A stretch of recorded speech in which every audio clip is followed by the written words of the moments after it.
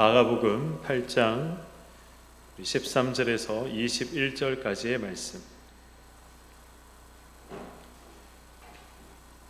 신약성경 우리 66면에 있습니다. 우리 함께 교독하도록 하겠습니다. 그들을 떠나 다시 배에 올라 건너편으로 가시니라.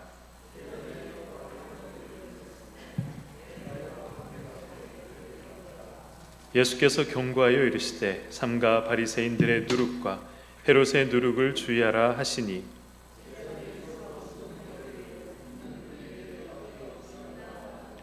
예수께서 아시고 이르시되 너희가 어찌 떡이 없으므로 수군거리느냐? 아직도 알지 못하며 깨닫지 못하느냐? 너희 마음이 둔하냐?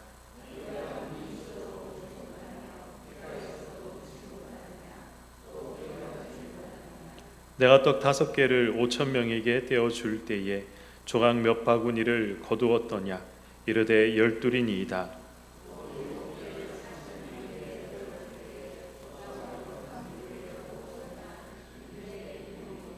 함께요. 이르시되 아직도 깨닫지 못하느냐 하시니라. 아멘. 우리 전영택 우리 소설가의 화수분이라는 소설이 있습니다. 혹시 읽어보신 분이 계신지 모르겠습니다. 저는 중학교 때 이 소설을 읽고 굉장히 눈물을 많이 흘렸던 그런 기억이 있습니다. 이 날품팔이를 하면서 이 하루하루를 살아가던 이 소설 주인공의 이름이 바로 화수분입니다. 이 화수분의 뜻이 무엇인지 아십니까? 이 재물이 쉼 없이 계속해서 이 나오는 어떤 이 항아리, 그것이 바로 이 화수분이라는 이름의 항아리입니다. 그러나 이런 이름을 왜 지었을까요? 아마 이 화수분이라는 이 사람의 부모님이 자기는 지금까지 너무나도 찢어지게 가난한 그러한 생활을 해왔기 때문에 자기 자녀만큼은 이런 가난에서 좀 벗어났으면 좋겠다. 그런 이제 부모의 바람과 그리고 소망을 담아서, 희망을 담아서 그래서 이 화수분이라는 이름을 지었던 것이죠. 그러나 이 소설 주인공인 화수분 역시도 찢어지는 가난으로 힘겨운 삶을 살아야 했습니다. 얼마나 가난했는지 이 딸이 있었는데, 딸이 2명이 있었는데 이 큰 딸을 다른 집에 이제 입양을 보내는 그러한 일까지 일어났었던 거죠.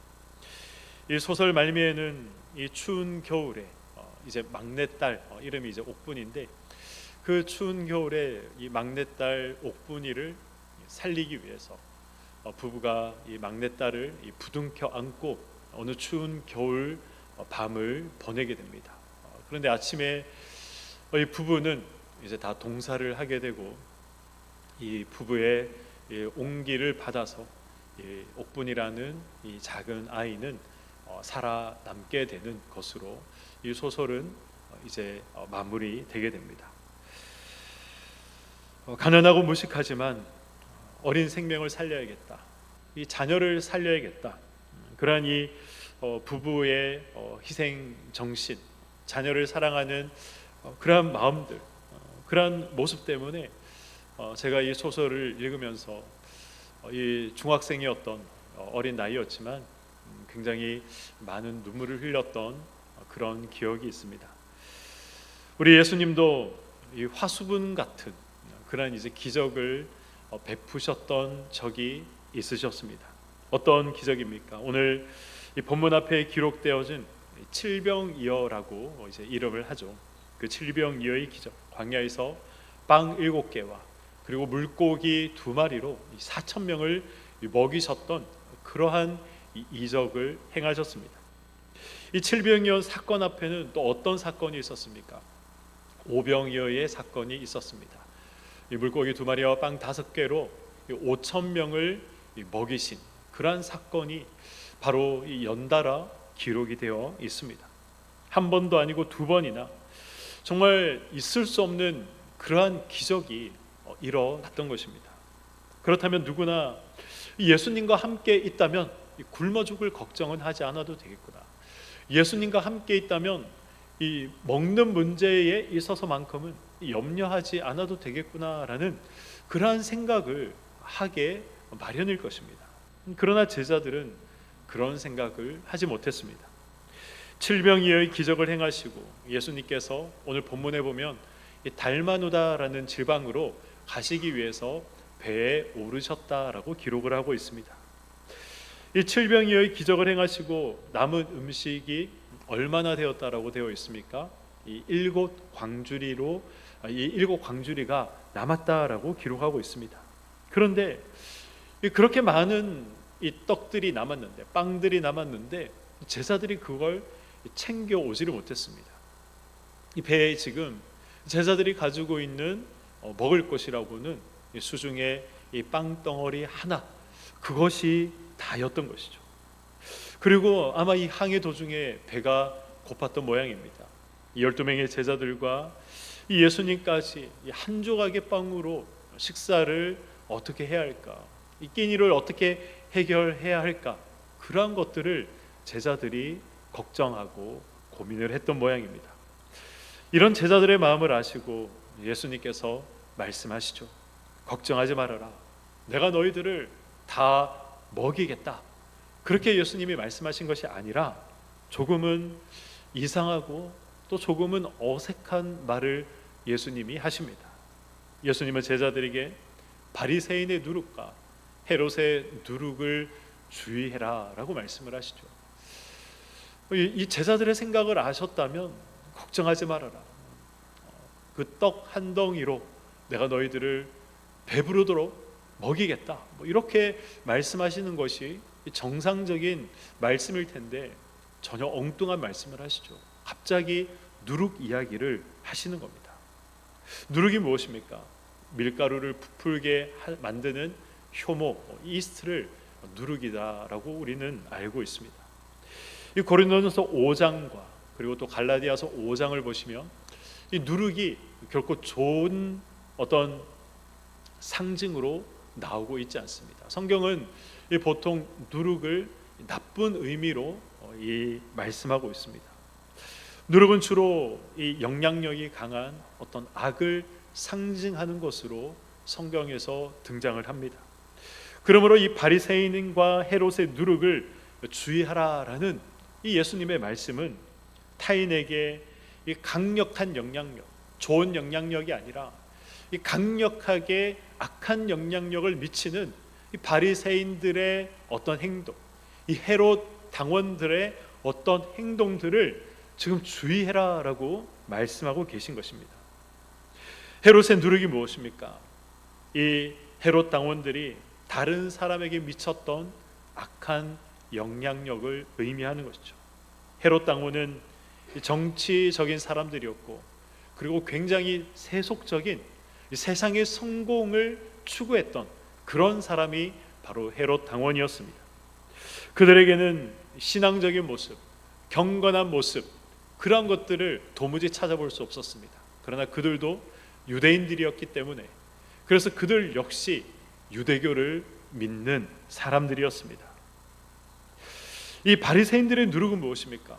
바리새인들은 우리가 잘 아는 것처럼 이 형식적인 신앙생활, 알맹이가 없는 이 겉만 번지르르 한 그러한 신앙생활을 했던 사람들이 바로 바리새인이었습니다.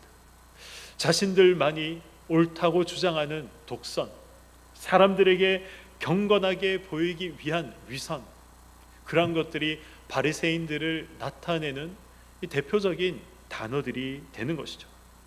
이런 누룩들이 사람들에게 좋지 못한 영향력, 이 유대인들에게, 유대 사회, 이스라엘 백성들에게 지금 좋지 못한 영향력을 미치고 있었던 것입니다.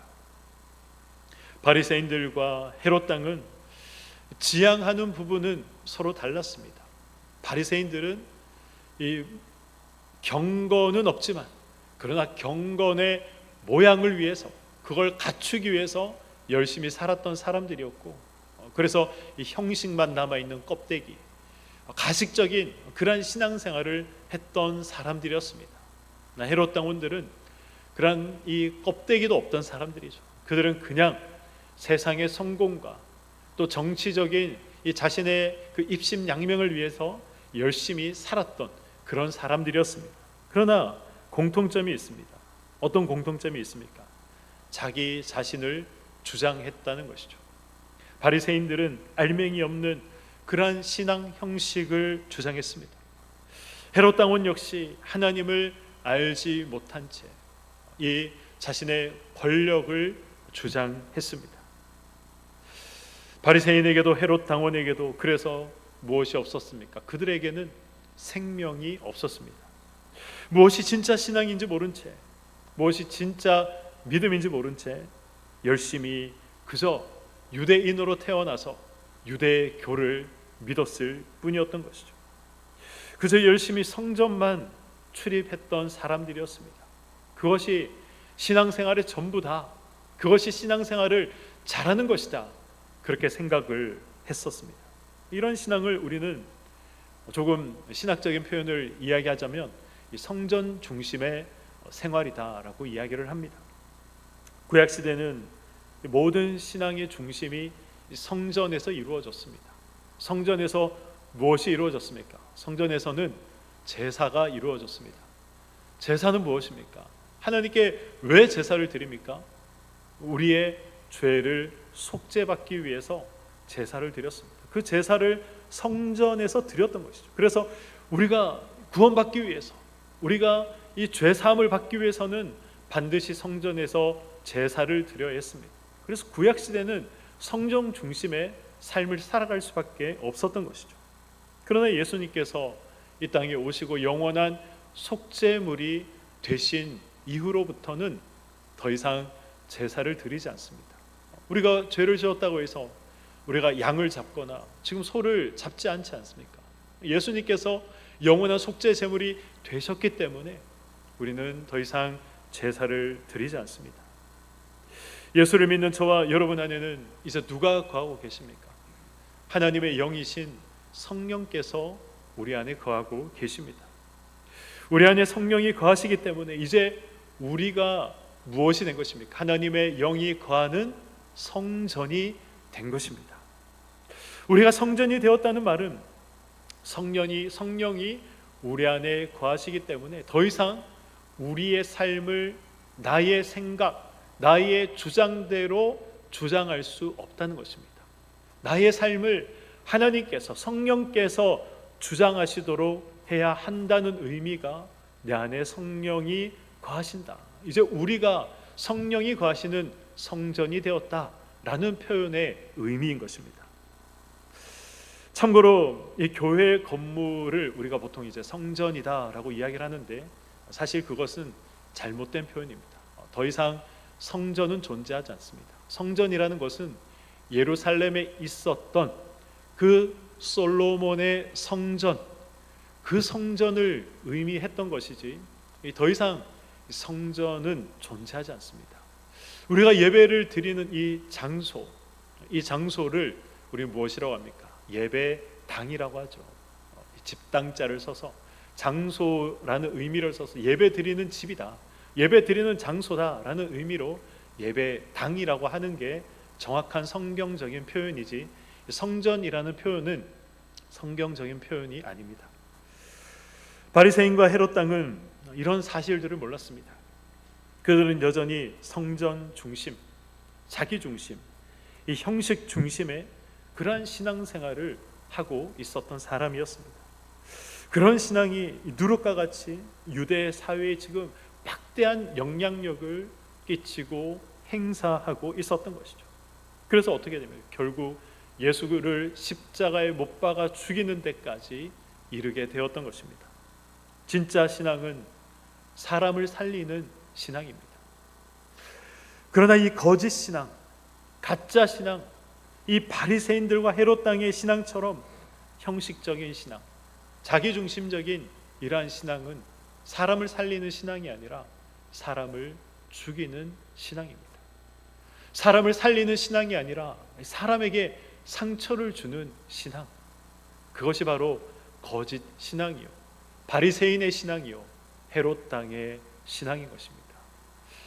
나의 신앙은 사람을 살리는 신앙인가? 아니면 사람을 죽이는 신앙인가? 나의 신앙은 사람을 살리는 신앙인가? 아니면 사람에게 상처를 주는 신앙인가? 나의 신앙은 바리새인의 신앙인가? 헤롯 땅의 신앙인가? 돌아볼 필요가 있는 것입니다. 예수님의 갑자기 누룩을 이야기하시자 16절에 제자들이 우리에게 빵이 없어서 그런가? 자기들끼리 수근수근 거렸다라고 기록을 하고 있습니다. 왜 남은 빵을 챙겨오지 않았을까? 우리 선생님이 많이 시장하신가 보다, 그렇게 서로 말을 주고 받았을 것입니다. 제자들의 이런 모습을 보시고 17절에서 21절을 보시면 예수님께서 어떤 말씀을 하십니까? 어째서 너희가 이 빵 없는 것 때문에 수근수근거리느냐? 너희가 아직도 알지 못하고 너희가 아직도 깨닫지 못하느냐? 너희는 눈이 있어도 보지 못하느냐? 너희는 귀가 있어도 듣지 못하느냐? 5개의 빵으로 5,000명을 먹이고 남은 광주리가 몇 개가 되더냐? 이 7개의 빵으로 4,000명을 먹이고 남은 광주리가 몇 개가 되더냐? 내가 왜 이 말을 하는지 너희들은 아직도 깨닫지 못하느냐? 예수님께서 그렇게 지금 제자들에게 책망하시며 말씀하십니다. 제자들이 이 오병이어의 사건을 통해서 그들은 아마 나름대로의 믿음을 가졌을 것입니다.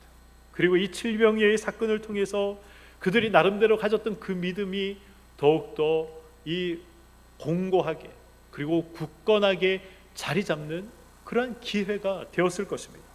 그러나 지금 자기들 손에 들려있는 떡이 하나밖에 없다라는 그러한 사실을 보고 예수님께서 행하셨던 그러한 놀라운 이적과 기적들을 보며 가졌던 그러한 믿음들이 지금 다 사라져버린 것입니다. 오늘 우리도 이러한 제자들과 같은 모습이 우리의 삶 가운데 있지는 않습니까? 오래 신앙생활을 하고 또 말씀을 듣고 또 성경을 읽었습니다. 나름대로 우리는 믿음을 가졌다라고 자부하고 나름대로 믿음을 가졌다라고 스스로 생각합니다. 하나님께서 만나로 이스라엘 백성들을 먹이셨다. 홍해를 가르시고 그들을 건져내셨다. 반석에 물이 나게 하셨다. 구름기둥 불기둥으로 그들을 인도하셨다. 다윗이 사망의 음침한 골짜기에서 눈물을 흘리며 하나님께 도움을 구했을 때 하나님께서 다윗을 인도해 내시고 그를 드디어 왕위에 앉히셨다. 예수님께서 병자를 고치시고 귀신을 내어 쫓으시고 죽은 자를 살리셨다. 우리는 이러한 사실들을 다 알고 있습니다. 믿고 있습니다. 그러나 왜 그 믿음을 우리는 필요할 때 사용하지 못하는 것일까요? 왜 우리는 기도하지 못하는 것입니까? 왜 그 믿음으로 우리가 나아가지 못하고 왜 우리가 믿음으로 행하지 못하는 것입니까? 바로 그 믿음이 아직 나의 믿음이 아니기 때문에 그렇습니다. 머리로만 믿는 믿음, 이 객관적인 믿음에 나의 것이 되지 않는 이 주관적인 믿음이 아니라 나의 것으로 삼지 못한 그런 믿음이 아니라 성경에 나와 있기에 나는 그냥 믿는다라고 하는 그런 객관적인 믿음에 머물러 있기 때문입니다. 이런 우리에게 예수님은 동일하게 아직도 깨닫지 못하느냐, 제자들에게 하셨던 말씀을 우리에게도 지금 하고 계신 것입니다. 바리새인의 누룩과 헤롯의 누룩으로 우리의 신앙이 부풀려져 있다면 사람을 살리는 신앙생활을 할 수 없습니다. 오히려 사람을 죽이는 그러한 신앙생활밖에 우리가 할 수 없는 것입니다. 이것은 굉장히 무서운 것이고 굉장히 우리가 주의해야 할 부분입니다. 믿음을 가진 신앙생활을 우리가 할 수 없습니다. 오히려 불신앙의 신앙생활, 하나님이 원치 않는 신앙생활, 하나님을 알지도 못하면서 아는 척하며 살아가는 신앙생활을 할 수밖에 없는 것입니다. 이 물고기의 IQ가 0.3이라고 합니다. 0.3. 그냥 3도 아니고 0.3. 거의 없는 것과 마찬가지죠. 다른 물고기들이 그래서 이 낚싯바늘에 수없이 걸리는 것을 보고도 그 낚싯바늘을 봅니다.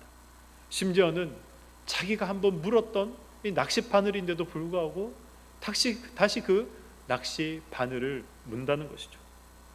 어떤 분들은 이 물고기 IQ를 보고 정치인도 그런 IQ와 똑같다, 뇌물을 받아서 이 수사받고 또 끝이 좋지 않은데도 30년 전에도 20년 전에도 10년 전에도 오늘날에도 정치인들이 그렇다라고 이야기하는 사람들도 있습니다. 하나님께서 베풀어 주신 이 은혜를 잊어버리고 우리가 바리새인같이 또 헤롯 당같이 신앙생활을 하고 있다면 우리도 IQ 0.3의 신앙생활을 하고 있는 것입니다. 사람을 살리는 신앙생활이 아니라 사람을 죽이는 신앙생활, 힘을 주고 격려하고 북돋아주는 신앙생활이 아니라 힘을 빼고 비난하고 헐뜯는 그러한 신앙생활을 하고 있는 것입니다. 사랑하는 성도 여러분, 오늘을 어떻게 살아가고 계십니까? 하나님께서 우리에게 허락하신 지금을 어떻게 살아가고 계십니까? 오늘 우리는 예수님께서 하신 이 말씀을 귀담아 들어야 합니다. 깨닫지 못하느냐? 기억하지 못하느냐? 예수님께서 동일하게 우리에게 지금 말씀하고 계십니다. 은혜는 기억해야 합니다. 그리고 은혜는 깨달아야 합니다. 그리고 우리가 기억해야만 능력으로 전환될 수 있는 것입니다. 결국 은혜를 깨닫고 기억하고 그리고 은혜로 이 문제를 해석하고 해결하는 것이 바로 신앙의 힘이요 능력인 것입니다. 깨닫고 기억하고 은혜와 믿음으로 삶을 해석하며 문제를 해결해 나가는 저와 여러분이 되시기를 간절히 소망합니다. 그래서 예수님께 책망받는 그러한 신앙인이 아니라 예수님께 칭찬받는, 깨닫고 기억하여 예수님께 칭찬받는 저와 여러분의 삶이 되시기를 주님의 이름으로 간절히 축원드립니다. 아멘.